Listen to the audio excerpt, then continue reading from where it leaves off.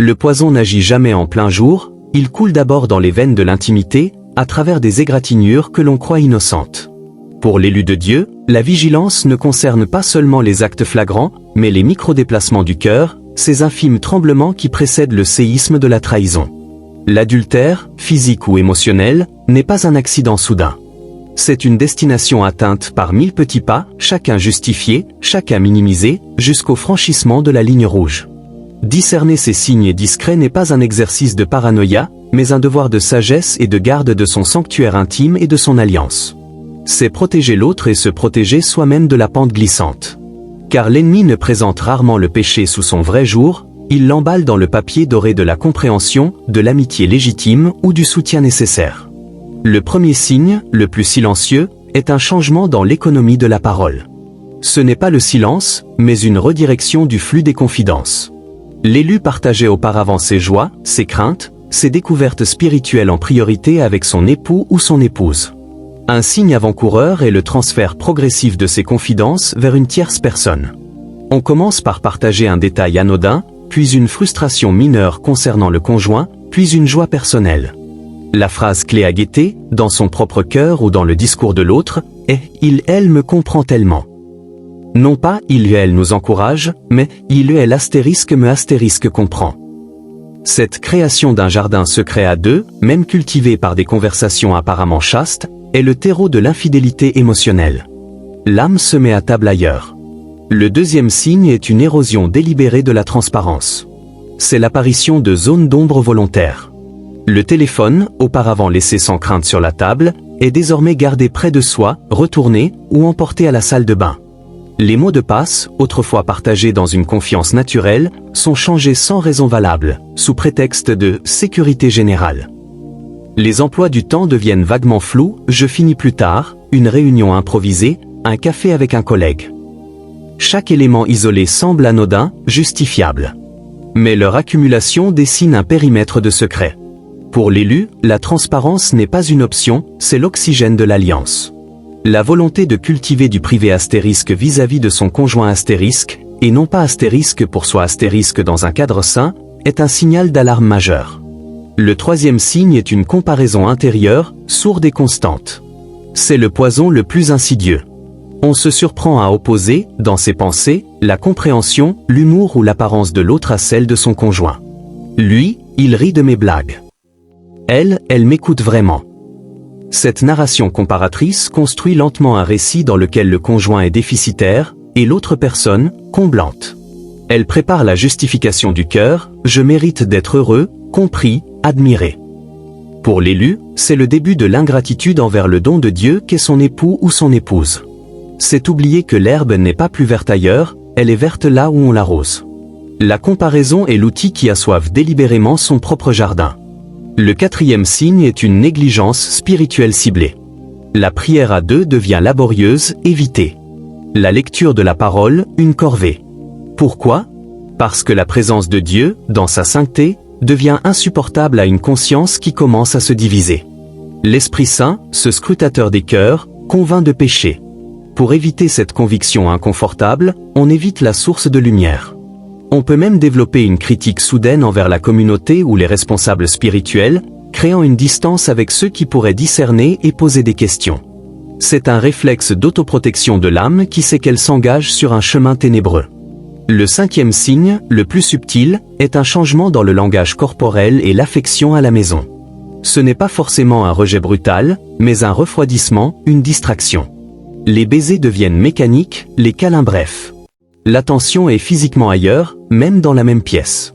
L'esprit est préoccupé par une autre relation, et le corps, malgré lui, traduit cette absence. Le conjoint devient un meuble familier, tandis que l'énergie émotionnelle et fantasmatique est investie ailleurs. Que faire de cette connaissance ? Pour l'élu, la réponse n'est pas l'espionnage ou l'accusation hystérique. La première action est un examen de conscience radical et douloureux. Se tenir devant Dieu, dans la lumière crue de sa présence, et lui demander « Montre-moi les recoins de mon cœur. Où en sont mes affections ? Vers qui coulent mes pensées les plus précieuses ? » Il faut avoir le courage de nommer l'attirance, la fascination, avant qu'elle ne se mue en action. Ensuite, il faut pratiquer la fuite. Non pas une fuite lâche, mais une fuite stratégique et biblique face à la tentation. Cela signifie couper net le canal de la communication compromettante. Changer de bureau, quitter ce groupe de discussion, arrêter les conversations privées. C'est un acte radical qui peut sembler excessif aux yeux du monde, mais qui est salvateur. On ne négocie pas avec un virus, on l'isole.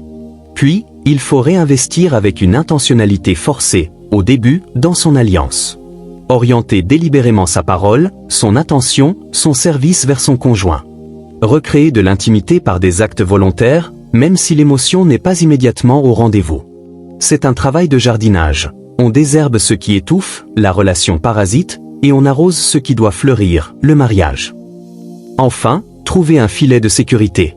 Se confier à un mentor, un pasteur, un ami spirituel mature, sans attendre que la chute soit consommée. Dire « Je suis attiré par quelqu'un, je prie pour que cela s'arrête, prie pour moi et tiens-moi redevable ». Cette humiliation préventive est un bouclier puissant. Elle brise le pouvoir du secret, là où le péché prospère. Les signes discrets ne sont pas une condamnation, mais une alarme de la grâce.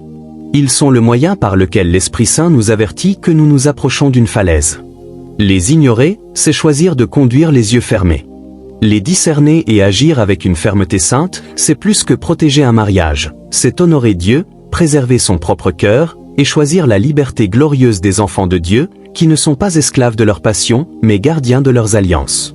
La fidélité ne se joue pas au moment de la chute, mais dans les centaines de petits choix quotidiens qui en éloignent. Et c'est dans cette vigilance même que se construit la beauté d'un amour qui dure, non par hasard, mais par une succession de « non » courageux à tout ce qui pourrait le menacer. L'alarme a retenti. Mais le cœur humain est un maître dans l'art de la rationalisation. Cette suite est le récit de la bataille qui s'engage après la prise de conscience, lorsqu'il faut choisir entre étouffer l'avertissement et affronter la vérité. L'élu qui discerne ces signes en lui-même entre dans une zone de turbulence spirituelle où chaque décision est cruciale. Car l'ennemi, démasqué, change de tactique, il ne vend plus la trahison comme une aventure, mais il la présente comme un besoin légitime, une compréhension vitale qu'il serait cruel de sacrifier. Dieu ne voudrait pas que tu sois seul et incompris, murmure-t-il. C'est ici que le discernement doit se muer en courage. Le premier réflexe, souvent, est la minimisation. Ce n'est qu'une amitié intense. Je maîtrise la situation.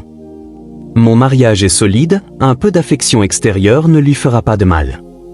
Cette voie est celle de la pente douce.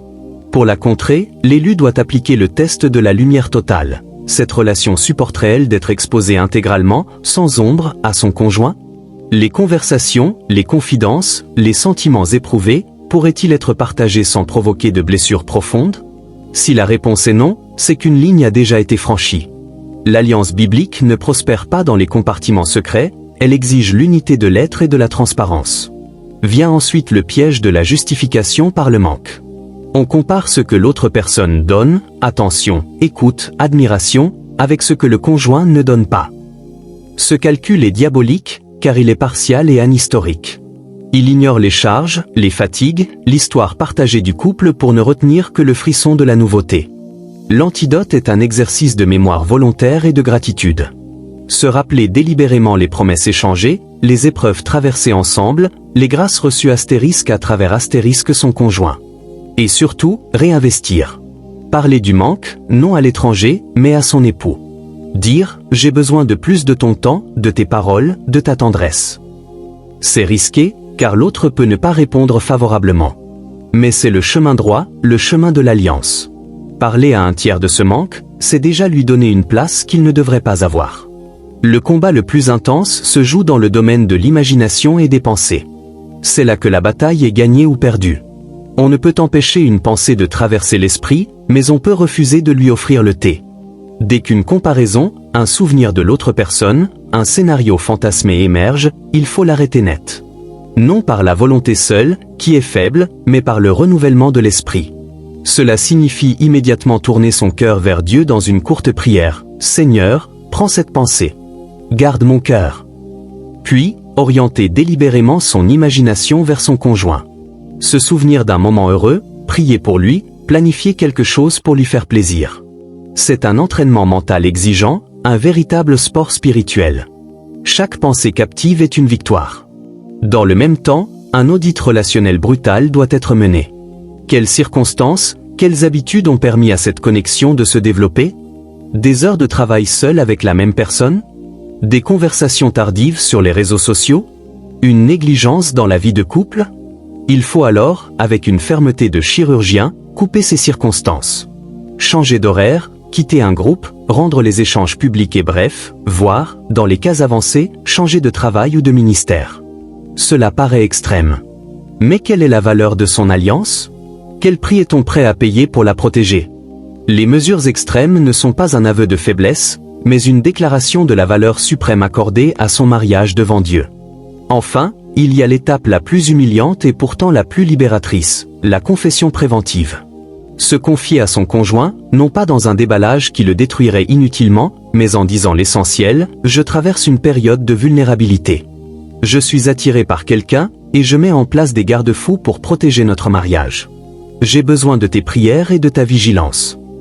Cette transparence nucléaire tue dans l'œuf le pouvoir du secret.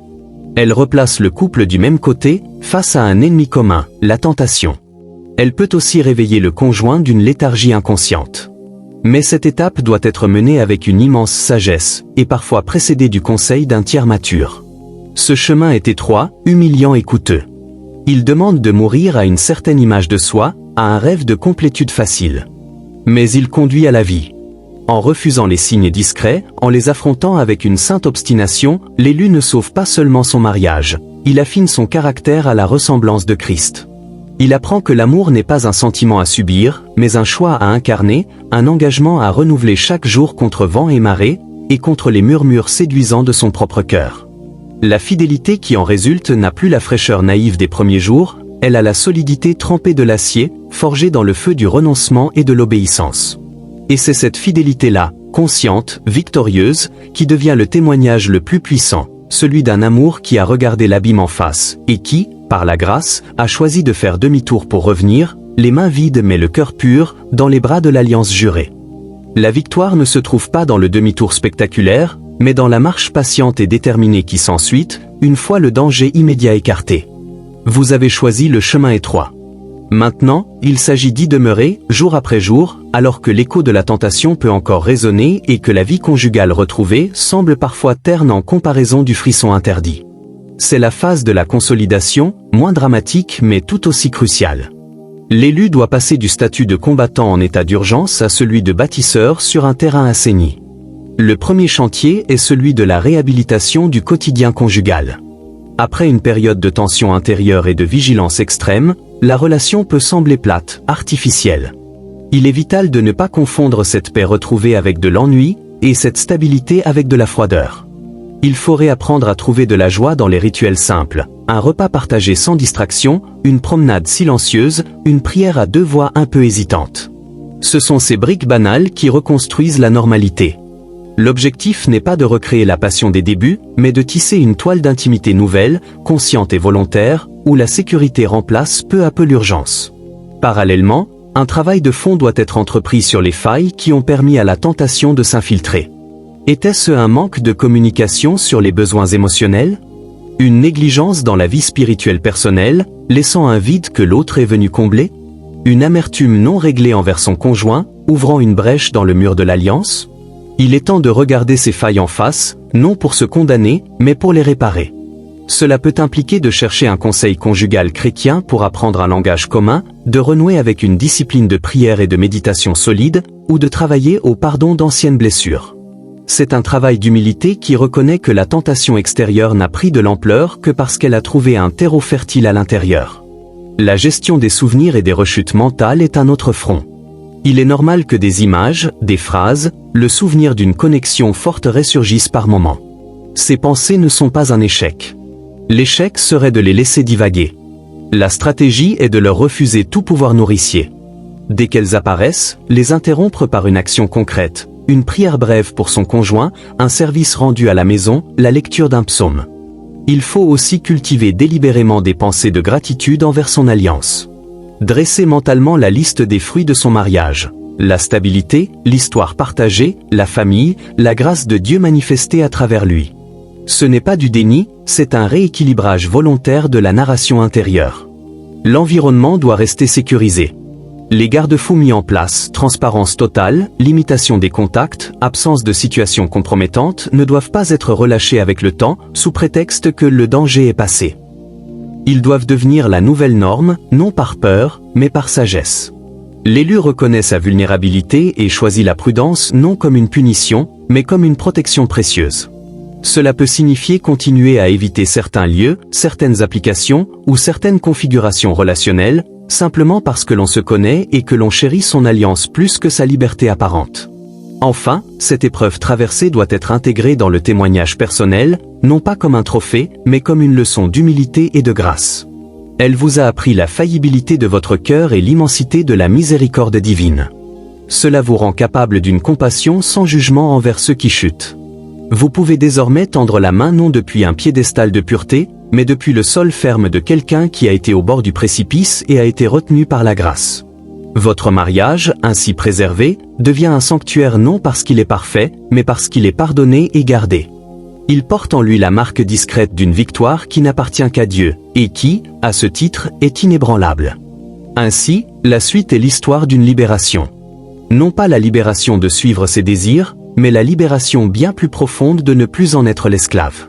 C'est la découverte que la vraie joie n'était pas dans le frisson interdit, mais dans la paix coûteuse qui naît du choix de l'obéissance et de la fidélité. En persévérant sur ce chemin, l'élu ne construit pas seulement un mariage plus fort, il sculpte en lui-même le caractère de Christ, qui a choisi, face à toutes les tentations, la voie de l'amour fidèle jusqu'au bout. Et cette fidélité-là, forgée dans le renoncement, est la seule qui puisse vraiment, à la fin, chanter le cantique de l'agneau.